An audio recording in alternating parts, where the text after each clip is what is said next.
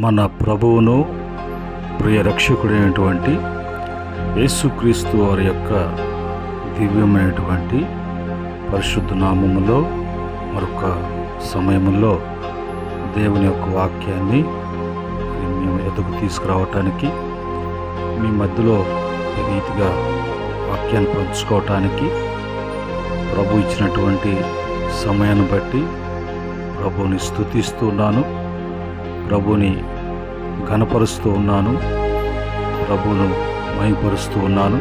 అదే రీతిగా ఈ వాక్యాన్ని వింటున్నటువంటి బిడ్డలకు కూడా ప్రభు పేరిట వందనాలు, ప్రభు పేరిట మీకు శుభములు తెలియచేస్తూ ఉన్నాను. ప్రియమైన దేవుని బిడ్డలారా, ఈ యొక్క సమయంలో మనము కీర్తన 1వ కీర్తనని మనం ధ్యానం చేస్తున్నాం.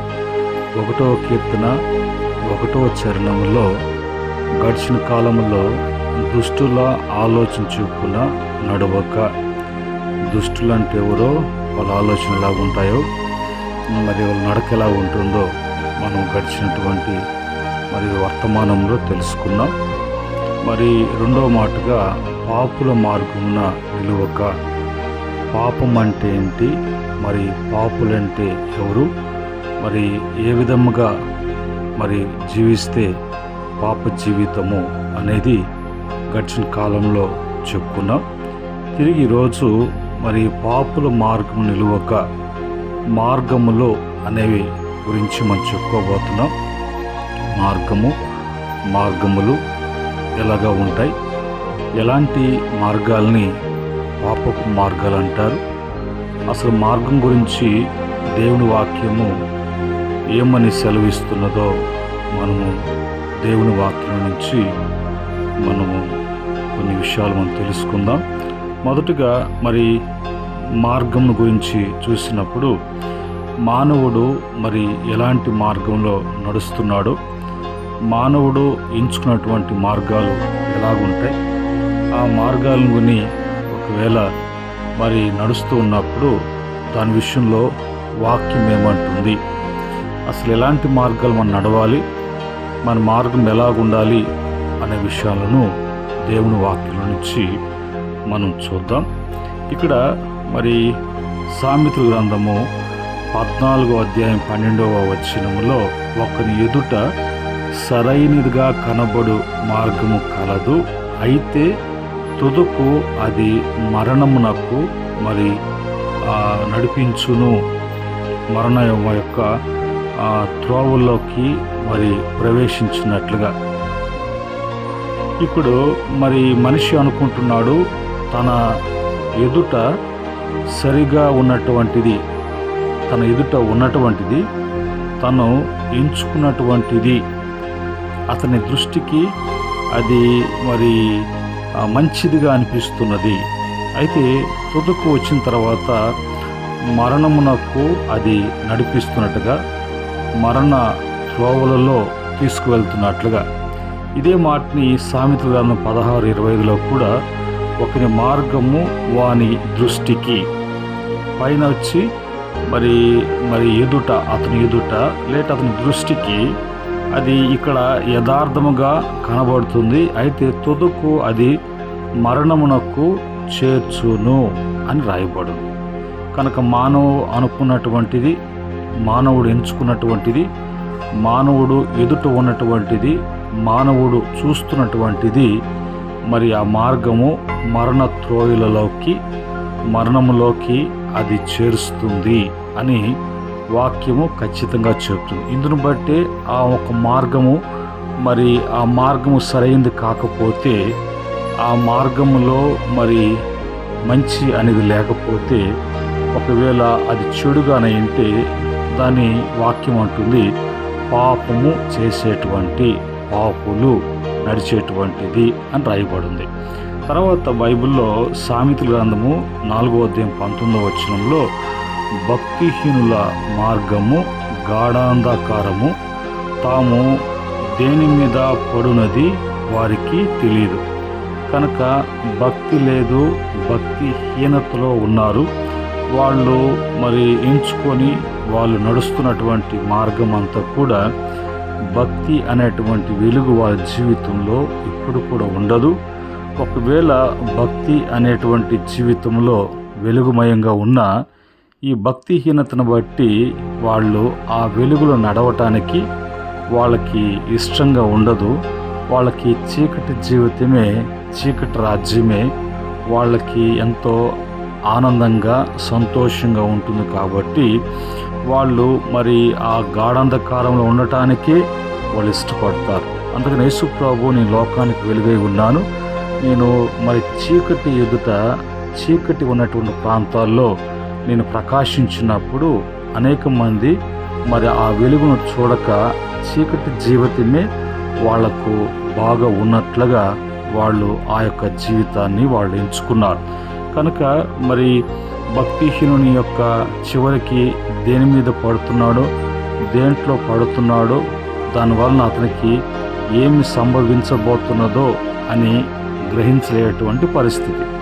తిరిగి మళ్ళీ సామెతల గ్రంథం 21:2 అంటారు, ఒకడు తాను ఏర్పరచుకునేటువంటి మార్గము మరి ఎట్టిదైనది, తన దృష్టికి అది న్యాయంగానే అగుపడును అని అంటాడు.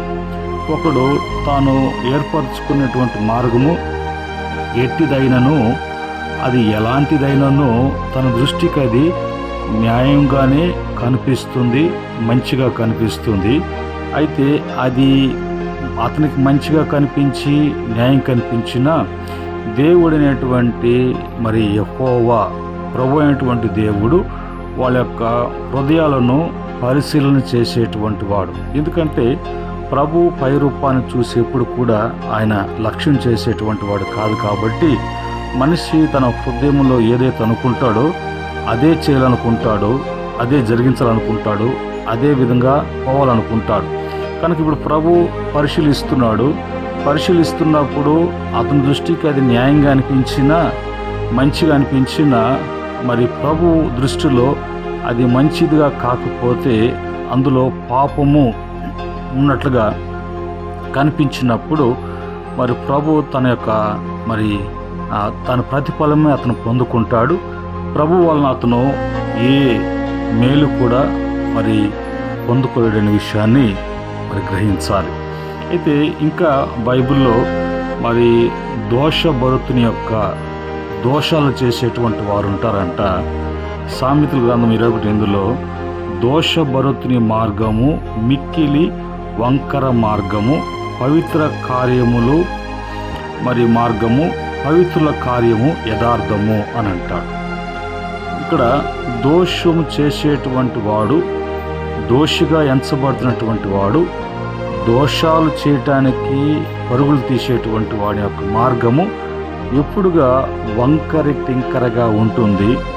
చక్కగా స్ట్రైట్ అనేది ఉండదు. కాబట్టి ఆ వంకరి టింకర్లోనే తిరుగుతూ తన జీవితాన్ని గడుపుకుంటూ ఉంటాడు. అయితే పవిత్ర కార్యములు చేసేటువంటి వాడు, మరి తన జీవితంలో దోషము కాకున్నటువంటి వాడు ఎప్పుడు కూడా తన యథార్థతను కనపరుస్తూ ఉంటాడు అన్నట్టుగా వాక్యం కూడా సెలవిస్తుంది. సామెతల గ్రంథం 22:5 చూసినప్పుడు మరి ముండ్లను ఉర్లను మూర్ఖుల మార్గంలో ఉన్నవి, తన్ను కాపాడుకున్నవాడు వాటికి దూరంగా ఉండును. తర్వాత మార్గం రాయబడినటువంటి మార్గము మరి ముండ్లను ఉర్లను అని చెప్పబడుతూ, ఆ ముండ్లు ఉరులు ఉండేటువంటి మార్గము మూర్ఖుని యొక్క మార్గము. కనుక అతన్ని మరి అలాంటి సందర్భంలో తను కాపాడుకున్నటువంటి వాడు ఆ యొక్క మూర్ఖులతో ఉండడు, ఆ ముండ్లు ఉరులున్నటువంటి మార్గాన్ని ఎంచుకోడు. కనుక ఇప్పుడు దేవుని వాక్య ప్రకారం కాకుండా దేవుని యొక్క ఏర్పాటు చేసిన మార్గంలో నడవకుండా ఉన్నటువంటి ప్రతి ఒక్కడు కూడా మూర్ఖతలో ఉంటాడు, భక్తిహీనతలో ఉంటాడు. తర్వాత తన జీవితంలో అతను ఎంచుకుంది సరైనది అంటాడు, తన ఎదుతో ఉన్నటువంటిది అతను నడిచేటువంటిది కరెక్టు అనుకుంటాడు. ఇవన్నీ కూడా మరి దేని కిందగా లెక్క వేయబడుతున్నది అని అంటే పాపము చేయటానికి, పాపములో కొనసాగించటానికి చేసేటువంటి మరి మార్గాలు, జీవితాలుగా ఉన్నాయి. తర్వాత బైబిల్లో చెప్పబడినటువంటి మరి మార్గములో సామెతల గ్రంథము 21:16లో వివేక మార్గం విడిచి తిరుగువాడు ప్రేతల గుంపులో కాపురముండును. చూడండి, వివేకము పుట్టించేటువంటి వివేకము కలిగి జాగ్రత్త కలిగి మరి ఎలాంటి పొరపాట్లు చేయకుండా పొరపాట్లు లేకుండా చూసుకున్నటువంటి మార్గం విడిచి ఒకవేళ తిరగాలనుకుంటే అతను మరి ప్రేతలు ఉన్నటువంటి గుంపులో కాపురంగా ఉన్నటువంటి వాడుగా ఉంటాడు. కానీ చెప్పబడినటువంటి మాటలన్నిటిలో కూడా ఏది కూడా సరైనటువంటి మార్గం లేదు. అది పాపములో ఉన్నటువంటి మార్గాలుగా కనిపిస్తున్నాయి. అయితే మరి దేవుని యొక్క వాక్యము బట్టి మనము ఎలాంటి మార్గాల్లో నడవాలి, నిలవాలి, ఎలాంటి మార్గాలు ఎంచుకోవాలి, ఎలాంటి మార్గము మనకు మంచి మార్గము, అది ఎలాగ తెలుస్తుంది, ఎలాగ తెలుసుకోవాలి అని అంటే దేవుని వాక్యముల నుంచి మనం చూసినప్పుడు సామెతల గ్రంథం 10:17 ఉపదేశము అంగీకరించువాడు జీవ మార్గంలో ఉన్నాడు, గద్దింపునకు లోబడిన వాడు త్రోవ తప్పును. కనుక దేవుని యొక్క మార్గములో ఎప్పుడు కూడా ఉపదేశించటము, బోధించటము, గద్దించటము, సరిచేయటము, సరిదిద్దటము ఉంటుంది. కాబట్టి ఆ మార్గము జీవ మార్గము. ఆ మార్గము ఇరుకైన మార్గంగా ఉండొచ్చు, కానీ ఆ ఇరుకులో విశాలత అనేది దేవుడు ఏర్పాటు చేసేటటువంటి విషయాన్ని ఉపదేశము యొద్దకు వచ్చినప్పుడు, ఉపదేశాన్ని వింటున్నప్పుడు, ఉపదేశములో ఎలాంటి గద్దింపులు, ఎలాంటి మరి ఆజ్ఞలు, కట్టడలు ఉంటాయో వాటన్నిటిని కూడా కొనసాగించేటువంటి వారుగా ఉన్న వారి జీవితంలో అవి జీవమును, జీవ మార్గాలుగా ఉంటాయి. కనుక మరి దేవుడు తన బిడ్డలకై ఏర్పాటు చేసినటువంటి మార్గం గురించి చూసినప్పుడు కీర్తన 25వ కీర్తన 8వ చరణంలో యెహోవా ఉత్తముడును యథార్థవంతులకు యథార్థవంతుడై ఉన్నాడు అని రాయబడింది. దేవుడు ఎవరు అనంటే ఆయన ఉత్తముడు, యథార్థవంతుడై ఉన్నాడు. కావున తన మార్గను గూర్చి ఆయన పాపులకు ఉపదేశించును అనే మాట రాయబడింది.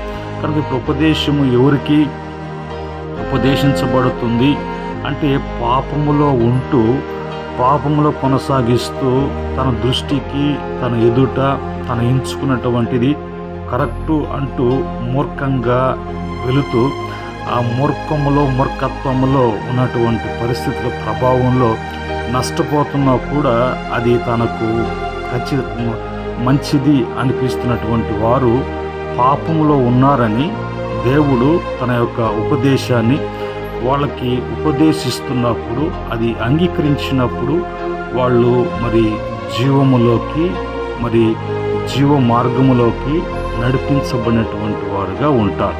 అందుకని మరి బైబిల్లో సామెతల గ్రంథము 6:23లో అక్కడ రాయబడినటువంటి మాట, ఆజ్ఞ దీపముగాను ఉపదేశము విలువగా ఉండును, శిక్షార్థమైన గద్దింపులు జీవ మార్గములో. దేవునికి స్తోత్రం.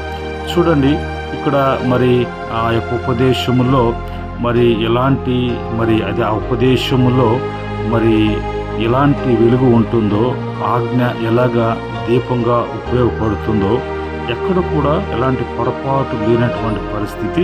ఒక మాటలో నీవు ఉజ్జీవము కలిగి జీవ మార్గములో ముందుకు వెళ్ళటానికి ప్రభువారు మరి ఇచ్చినటువంటి ఉపదేశం. అందుకని బైబిల్లో రాయబడినటువంటి మాటలో సామెతల గ్రంథం 23:26 నా కుమారుడా, నీ హృదయమును నాకిమ్ము, నా మార్గములు నీ కనులకు ఇంపుగా ఉండనిమ్ము అని అంటారు. కనుక ఇప్పుడు హృదయములో మరి ఎందుకు ఇవ్వాలి? ఆయన హృదయ శుద్ధిని మరి శుద్ధీకరించే దేవుడిగా ఉన్నాడు. ఆ హృదయములో తన మాటలను ఉంచేటువంటి వాడుగా ఉన్నాడు. ఆ మాటలు నీకు మరి ఇంపుగా ఉండునట్లుగా మరి ఆ మార్గములు, ఆ యొక్క మరి హృదయం ప్రభుకి ఇస్తున్నప్పుడు, హృదయాన్ని ఆయన నింపుతూ ఉన్నప్పుడు, మరి ఆ మార్గములో నడిపిస్తున్నప్పుడు నీ కనులకు అది ఇంపుగా ఉన్నట్లుగా ప్రభు వాక్యం చెప్తుంది.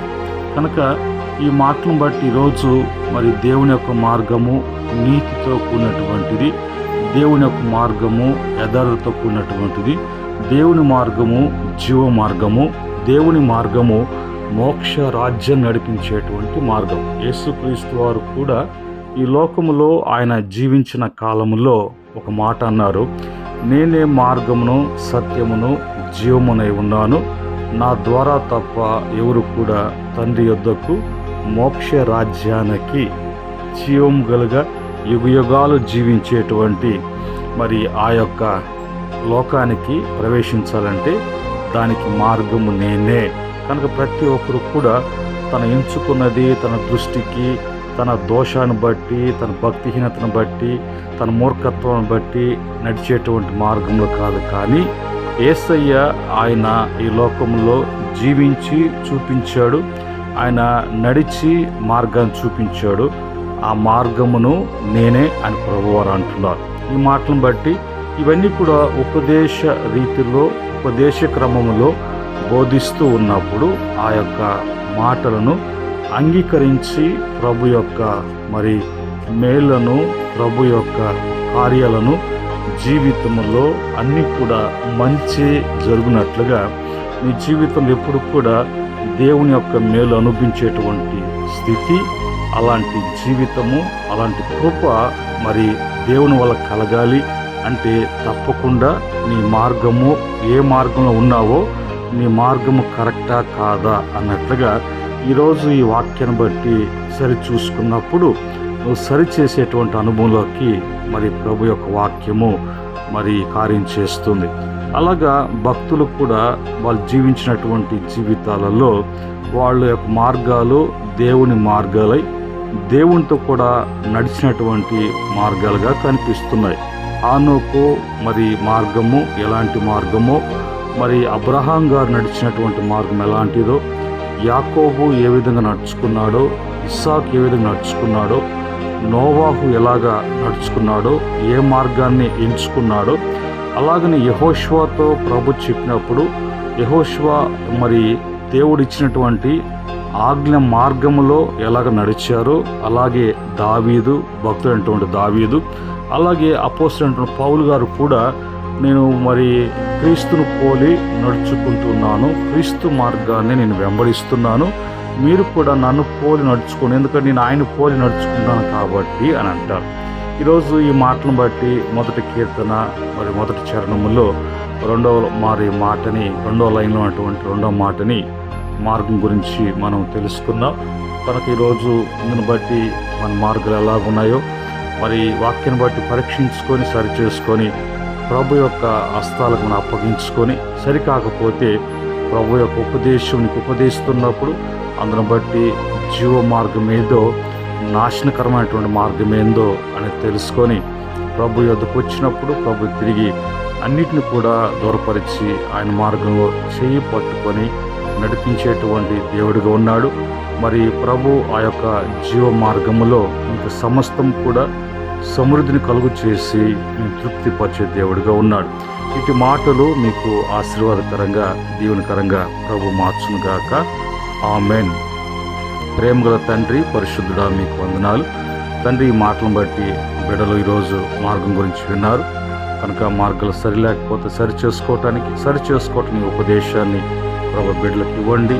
ఆ విధంగా ఆజ్ఞను గద్దింపుల ద్వారా ఉపదేశ క్రమంలో బిడ్డలు సరిచేయబడి తిరిగి ఒక నూతనమైనటువంటి ద్వారం తెరవబడటానికి మరి కృప దయచేయమని మీ కృపకు అప్పగిస్తున్నాం. మరొక సమయంలో మరొక మాటని మరి బిడ్డల మధ్యకి తీసుకురావటానికి నీ దాసును మరుగుపరిచి వాడుకోమని యేసుక్రీస్తు నామములో అడిగి వేడుకుంటున్నాము తండ్రి. ఆమేన్. పరమ తండ్రి, దేవుని ప్రేమ, కృప, సమాధానం మీకును మీ కుటుంబాలకును మీ కలిగిన యావత్తు కూడా సదా తోడై ఉండి నడిపించునుగాక. ఆమేన్.